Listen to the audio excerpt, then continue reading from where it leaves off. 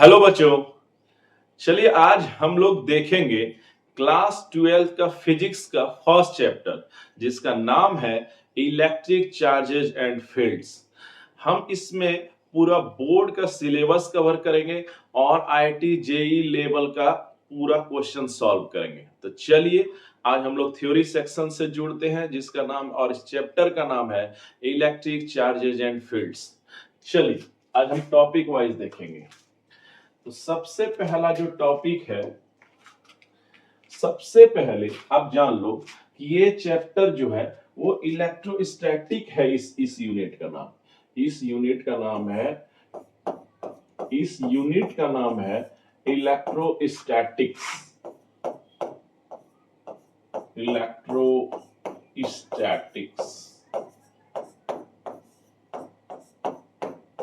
इसके यूनिट का नाम है इलेक्ट्रोस्टैटिक्स।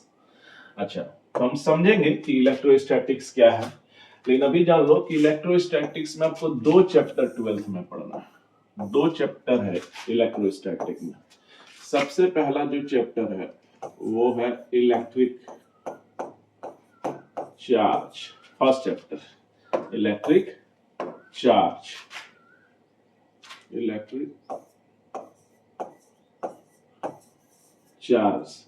And fields.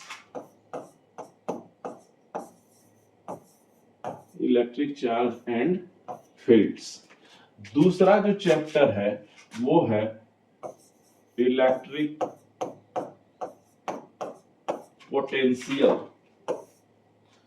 इलेक्ट्रिक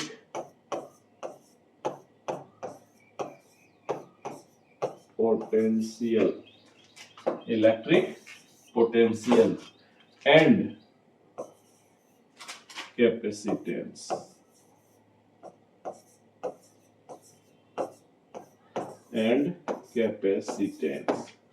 तो इस चैप्टर में, इस यूनिट में आपको दो चैप्टर मिलेंगे। पहला चैप्टर का नाम है इलेक्ट्रिक चार्जेस एंड फील्ड्स। दूसरा चैप्टर का नाम है इलेक्ट्रिक पोटेंशियल एंड कैपेसिटेंस।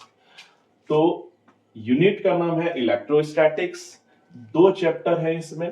पहला चैप्टर का नाम है इलेक्ट्रिक चार्जेस एंड फील्ड्स। ये हो गया हमारा चैप्टर नंबर फर्स्ट। अच्छा, जो दूसरा चैप्टर है वो है इलेक्ट्रिक पोटेंशियल एंड कैपेसिटेंस। तो दो चैप्टर है इस यूनिट में। तो सबसे पहले हम समझेंगे व्हाट इज इलेक्ट्रोस्टैटिक्स। उसके बाद हम पूरा पहला चैप्टर कवर करेंगे and after that second chapter हम लोग कवर करेंगे इस यूनिट का। तो चलिए सबसे पहले हम लोग समझते हैं इलेक्ट्रोस्टैटिक्स कहते किसको है। देखो, इलेक्ट्रोस्टैटिक्स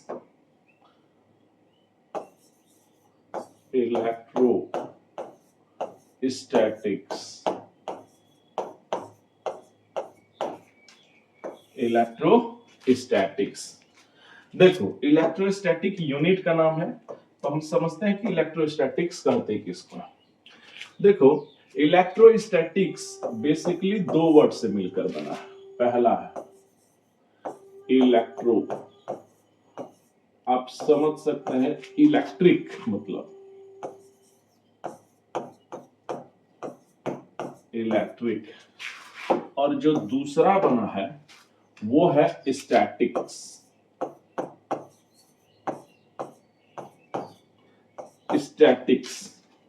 तो एक है इलेक्ट्रो जिसको आप इलेक्ट्रिक भी बोला जाता है, और दूसरा है स्टैटिक्स। अब इसका मीनिंग देखो क्या होता है। देखो, इलेक्ट्रिक का मतलब ही होता है पूरे इलेक्ट्रिसिटी में, पूरा इलेक्ट्रिक का मतलब ही होता है चार्ज।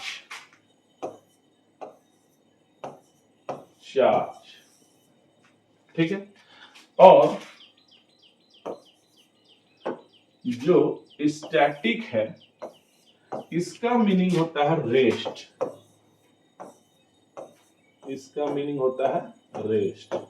इसका मतलब है, आप दोनों को ऐड करके देखो क्या मीनिंग आ रहा है। तो इन दोनों को जब आप ऐड करके देखेंगे तो मिलेगा आपको चार्ज प्लस रेस्ट। यानी आप कह सकते हैं इलेक्ट्रोस्टैटिक्स फिजिक्स का वह ब्रांच है जिसमें चार्ज के बारे में स्टडी होता है, लेकिन कब, जब वो रेस्ट में रहे।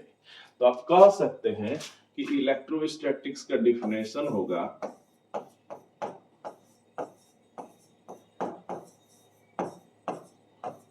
इलेक्ट्रोस्टैटिक्स, इसका डिफिनेशन आप बोल सकते हैं कि study about charge, study about charge, in fact charges, study about charges, study about charges when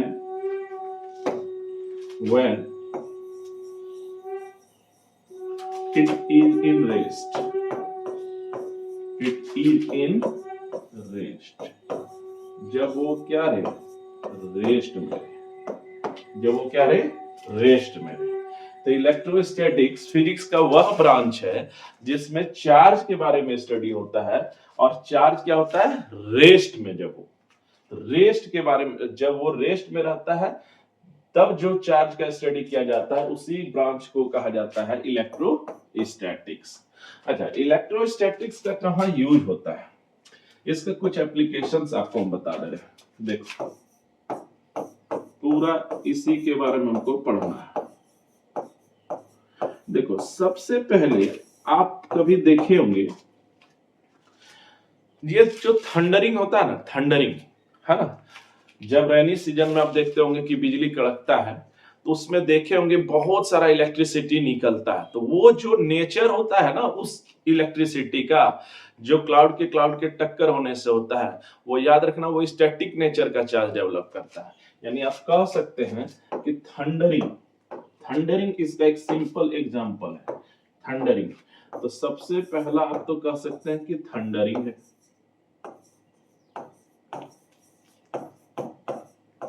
पहला है थंडरिंग। दूसरा आप कभी देखे होंगे कि अगर हेयर है, बाल है, और पूरा वो सूखा हुआ है ना, और साफ भी होना चाहिए। अब उसमें जब आप किसी कॉम्ब से, है ना, कंघी से जब इसको ये बाल में ये फेरते हैं उसको, और जब उसको छोटा छोटा कागज के टुकड़े के पास लाते हैं तो वो उसमें चिपक जाता है। तो ये जो चिपक रहा है ना, ये भी सिर्फ जान लो इलेक्ट्रोस्टैटिक चार्ज के कारण ही, वो जो कॉम्ब है ना उसमें चार्ज डेवलप हो जाता है, और वो चार्ज का नेचर होता है स्टैटिक नेचर का। तो वहां पर भी जो होता है ना, वहां पर भी इलेक्ट्रोस्टैटिक चार्ज ही डेवलप होता है। यानी आप कह सकते हैं comb paper, comb, small pieces of paper, मतलब पेपर है ना, स्टिक भी जो करता है ये भी इलेक्ट्रोस्टैटिक्स की वजह से ही करता है। अच्छा, जीरोक्स मशीन जानते होंगे, है ना, जिसपे कॉपी किया जाता है, जीरोक्स मशीन। जीरोक्स मशीन में भी इसका यूज होता है, जीरोक्स, इन जीरोक्स मशीन, वहां पर भी इसका यूज होता है। और भी बहुत सारे जगह है, लेकिन मान लो कि इन सब जगह पर इलेक्ट्रोस्टैटिक्स का यूज होता है। तो उम्मीद करते हैं आपको इलेक्ट्रोस्टैटिक्स जो पहला टॉपिक था आपको समझ आया होगा। अब देखो, इस चैप्टर के अंदर हम बताए, है ना, इस यूनिट के अंदर दो चैप्टर है। सबसे पहला जो चैप्टर है वो है इलेक्ट्रिक चार्जेस एंड फील्ड्स। तो अब हम लोग इसके बारे में पूरा डिटेल में पढ़ेंगे, एंड देन चैप्टर 2 पढ़ेंगे। तो अभी हम लोग देखें कि इलेक्ट्रोस्टैटिक्स में स्टडी होता है किसके बारे में, चार्ज के बारे में। तो सबसे पहले अब हम लोग जानेंगे कि व्हाट इज चार्ज। उसके बाद हम लोग जानेंगे कि चार्ज का नोटेशन क्या होता है, फिर जानेंगे इसका प्रॉपर्टी क्या होता है, फिर हम देखेंगे इसको डेवलप किन किन मटेरियल्स में किया जा सकता है। फिर हम आउट ऑफ सिलेबस कर दिया है, लेकिन हम थोड़ा सा देखेंगे कि चार्ज को डेवलप फिर कैसे कैसे कर सकते हैं। फिर अगला टॉपिक जो होगा वो होगा वेरी वेरी इंपॉर्टेंट, कि कूलम्ब्स जो है चार्ज के बीच जो फोर्स लगता है उसके बारे में क्या बात बोला है, क्या स्टेटमेंट दिया है। तो सबसे पहले अब हम लोग समझने जा रहे हैं व्हाट इज चार्ज। चलिए, तो आपका टॉपिक नंबर 2 है इलेक्ट्रिक चार्ज, सिंपली चार्ज। तो टॉपिक का नाम है topic 2, electric charge. Electric charge. अच्छा, इलेक्ट्रिक चार्ज को समझने के लिए सबसे पहले कॉन्सेप्ट थोड़ा समझ लेते हैं, elementary particle of a matter के बारे में, तब इसका डिफिनेशन आपको ज्यादा क्लियर समझ में आएगा। देखो, जैसे एक सोडियम है, ठीक है, कोई भी आइटम ले सकते हो, कोई भी, जैसे हम सोडियम सब समझा रहे हैं। सोडियम में आप जानते होंगे कि इसको न्यूक्लियस कहते हैं, इसको first orbit, second orbit and this one is third orbit. अच्छा, फर्स्ट ऑर्बिट में कहता है कि 2 इलेक्ट्रॉन्स होते हैं, इसमें 8 होते हैं। अच्छा, एंड द लास्ट वन में होता है 1, लास्ट वन में होता है 1। अच्छा, ये आपको बताया गया होगा कि सेंटर वाला पार्ट को ही कहते हैं न्यूक्लियस। अच्छा, न्यूक्लियस में बहुत बताया गया होगा कि न्यूक्लियस में होते हैं प्रोटॉन प्लस न्यूट्रॉन, ये आपको बताया गया होगा, ठीक है। अच्छा, ये जो रिवॉल्व कर रहा होता है, इसके चारों ओर घूम रहा होता है, ये सब जो रेड रेड आपको दिख रहा है, ये सब होते हैं इलेक्ट्रॉन्स जो न्यूक्लियस के चारों ओर घूम रहे होते हैं। तो देखो, elementary particle of a matter का मतलब होगा ऐसा पार्टिकल जो उसमें होते हैं, जैसे प्रोटॉन आप कह सकते हैं एलिमेंट्री पार्टिकल्स है, न्यूट्रॉन है और इलेक्ट्रॉन है ना, इन सबको ही एलिमेंट्री पार्टिकल्स कहते हैं।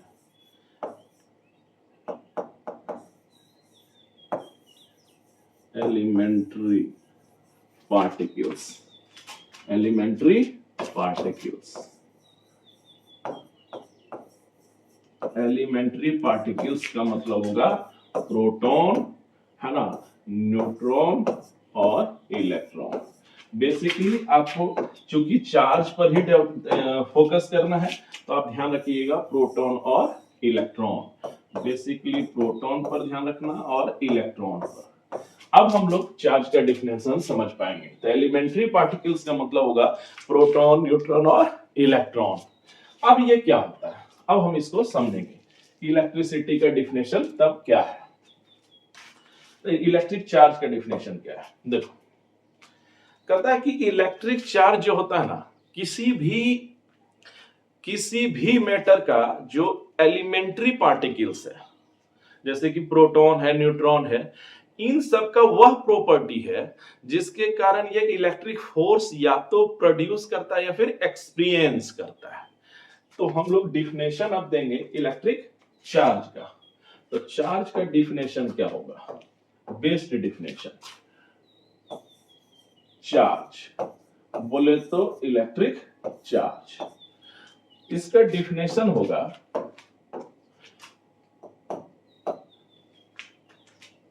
चार्ज का डिफिनेशन होगा it is N intrinsic it is an intrinsic property। बताते हैं इंट्रिंसिक मतलब क्या होता है, रुक जाओ। It is an intrinsic property, it is an intrinsic property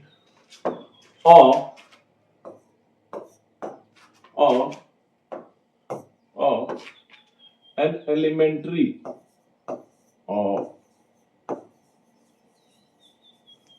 of an elementary particles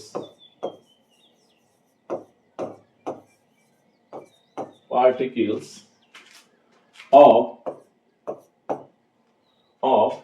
a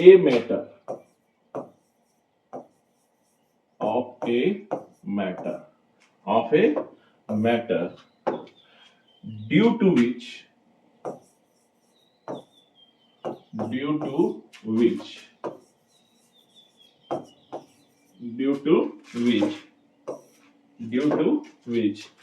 it produces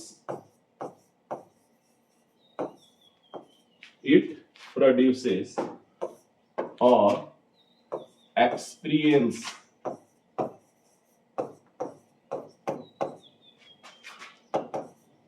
or it experiences electric force. Electric force. Electric force. देखो इसका डिफिनेशन हम बताते हैं, पूरा आपको समझा रहे हैं। देखो कहता है कि चार्ज क्या है, यानी इलेक्ट्रिक चार्ज क्या है सिंपली। तो कहता है it is an intrinsic property. तो व्हाट इज इंट्रिंसिक? इंट्रिंसिक का यहाँ क्या मीनिंग होता है? इंट्रिंसिक का मतलब होता है जिसके बारे में फर्दर इन्वेस्टिगेशन की जरूरत अब नहीं है, मतलब आगे आपको इसके बारे में कोई इन्वेस्टिगेशन नहीं करना है।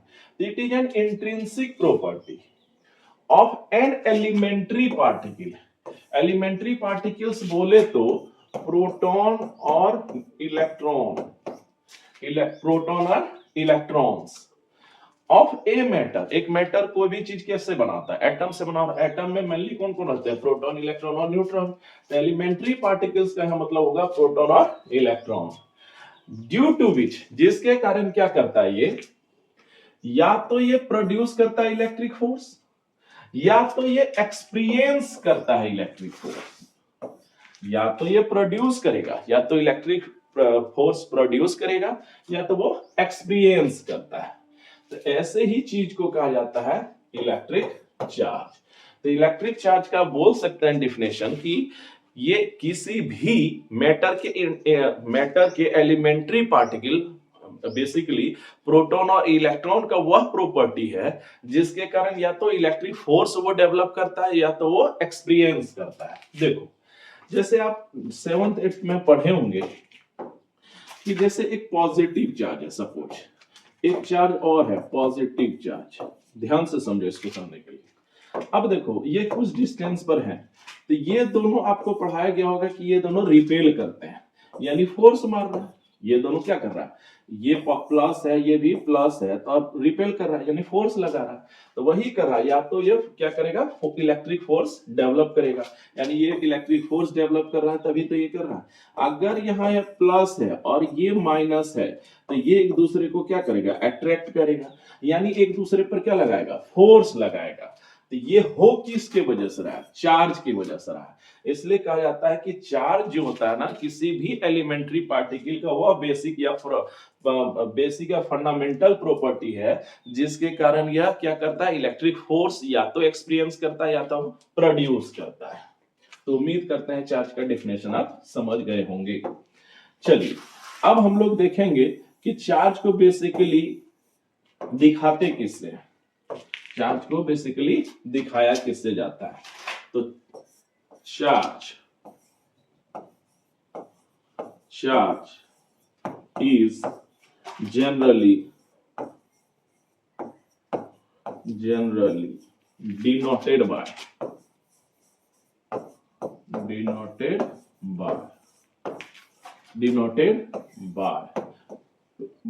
कैपिटल क्यू और स्मॉल क्यू से भी दिखाते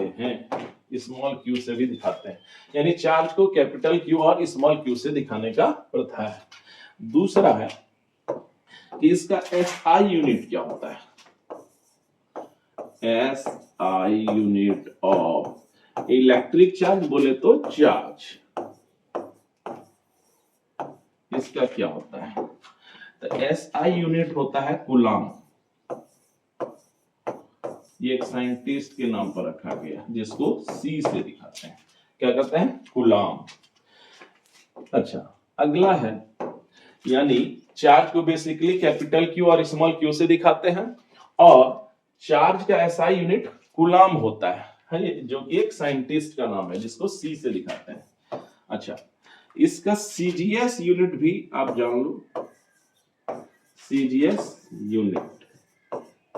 CGS unit of charge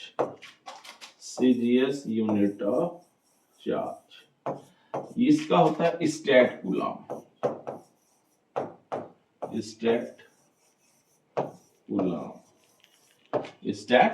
coulomb होता है सीजीएस यूनिट, स्टैट कूलम। अच्छा इसका डायमेंशनल फॉर्मूला फिर क्या होता है? Dimensional formula.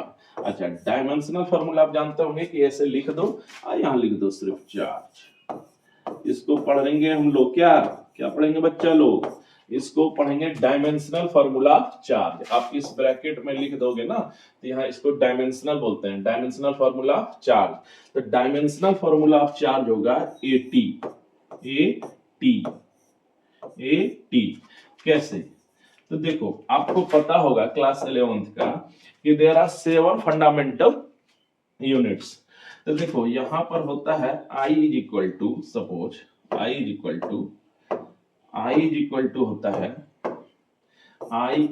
टू होता है Q बाय T।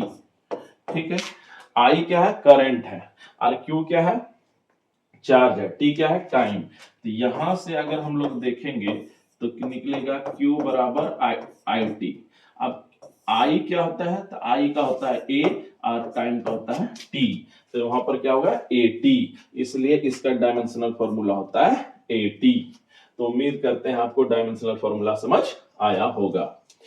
तो देखियो चार्ज आपको बेसिकली हम समझाए इस टॉपिक में कि व्हाट इज चार्ज। तो चार्ज क्या करता है, इलेक्ट्रिक फोर्स या तो प्रोड्यूस करता है या फिर एक्सपीरियंस करता है। चार्ज को बेसिकली दिखाया जाता है कैपिटल क्यू और स्मॉल क्यू से।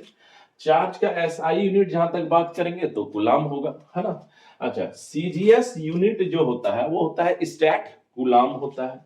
और जो चार्ज का डायमेंशनल फॉर्मूला होता है वो एटी होता है। वो क्यों होता है, क्लास 10th में आप पढ़े होंगे कि I बराबर क्यू बाई टी, तो क्यू बराबर आई टी। अब देखिए आई जो है फंडामेंटल यूनिट्स में आता है, जिसको एम्पियर होता है, इसलिए ए से दिखाते हैं, टाइम को टी से, तो एटी हो गया। That's why this dimensional formula कितना होगा, एटी।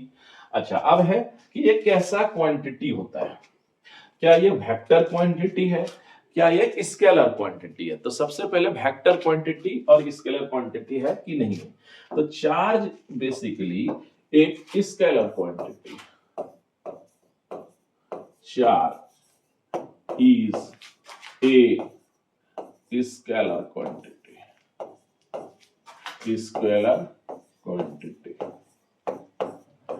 अच्छा, स्केलर क्वांटिटी। अब है कि स्केलर का मीनिंग क्या होता है, आप जानते होंगे स्केलर का मतलब होता है जिसमें कोई डायरेक्शन नहीं हो, यानी चार्ज का कोई डायरेक्शन नहीं होता है, इसमें सिर्फ मैग्नीट्यूड होता है। It has only magnitude but no direction, no direction.